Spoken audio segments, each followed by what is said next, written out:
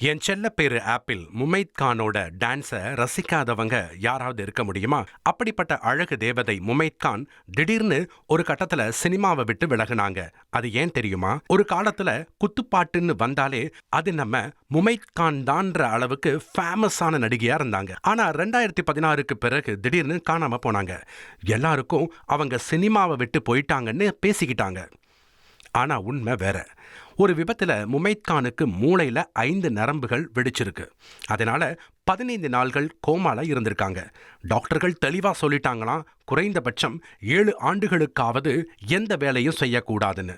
முமைத்தோட அம்மா தான் அவங்கள கண்ணும் கருத்துமா கவனிச்சுக்கிட்டாங்களாம். இந்த விபத்தால முமைத் கான் உடைஞ்சு போயிடல. கடவுள் தான் என்ன நடிகையாக்கினாரு, அதே கடவுள் தான் ஃபுல் ஸ்டாப் வச்சிருக்காருன்னு அமைதியா ஏத்துக்கிட்டாங்க.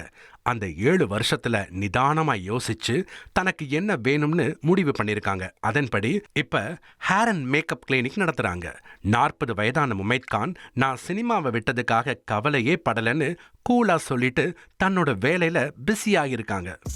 சினிமா உலகை ஃப்ரேம் பை ஃப்ரேம் படம் பிடித்து காட்டும் தந்தி சினிமா சேனலை இப்போவே சப்ஸ்கிரைப் பண்ணுங்க.